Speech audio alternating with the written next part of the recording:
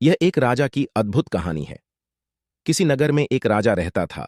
राजा बूढ़े होने को आ गए, पर उनको कोई बेटा नहीं हुआ, सिर्फ एक बेटी थी। राजा को बहुत चिंता होने लगी कि अब मेरा इतना साम्राज्य कैसे संभालेगा, इसकी देखभाल कौन कर पाएगा। एक दिन अचानक भगवान का नाम लेकर राजा ने यह निर्णय लिया कि कल सुबह जो भी हमारे दरवाजे पर आने वाला पहला व्यक्ति होगा, मैं अपनी बेटी से उसका विवाह कर दूंगा और अपना नया उत्तराधिकारी बना दूंगा।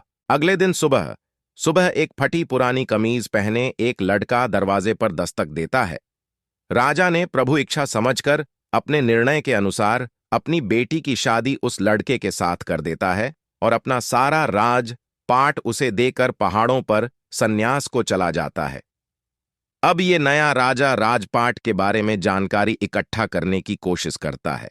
राज्य कैसे संभालना है, युद्ध में कैसे जाना है, क्या तैयारी होनी चाहिए ताकि बहुत अच्छा राजा साबित हो।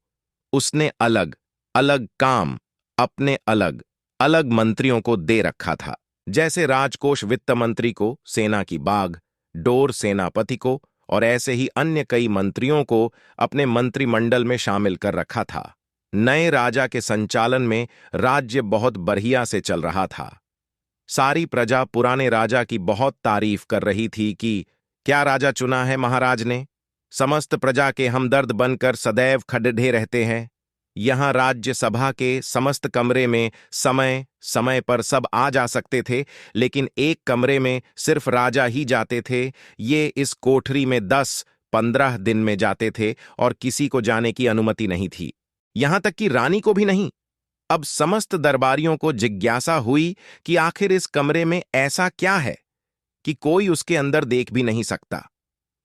जानने की इच्छा सभी को थी, लेकिन कोई पूछ नहीं पा रहा था। फिर बड़ी हिम्मत करके वित्त मंत्री ने पूछ लिया कि माफ कीजिएगा राजा साहब, लेकिन आखिर इस कमरे में प्रवेश वर्जित क्यों है?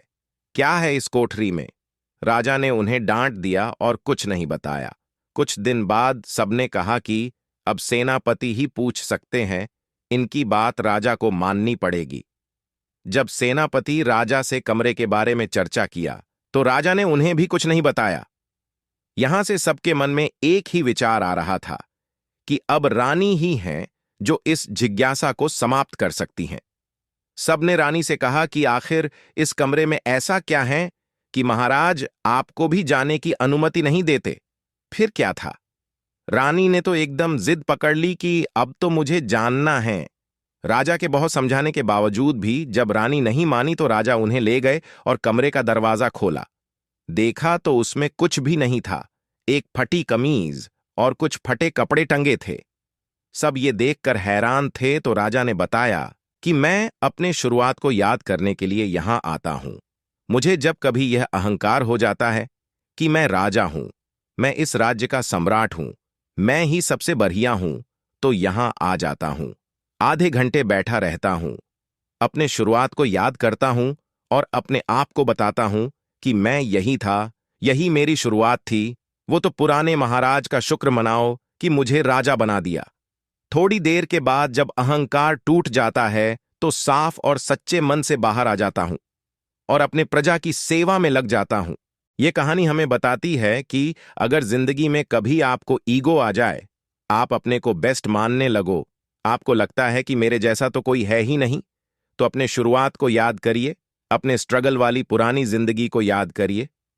आप सरल होने लगेंगे, विनम्र होने लगेंगे, जमीन से जुड़ा हुआ महसूस करने लगेंगे।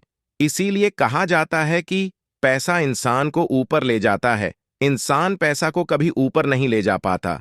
दोस्तों, वीडियो पसंद आया हो तो वीडियो को लाइक और चैनल को सब्सक्राइब जरूर करें।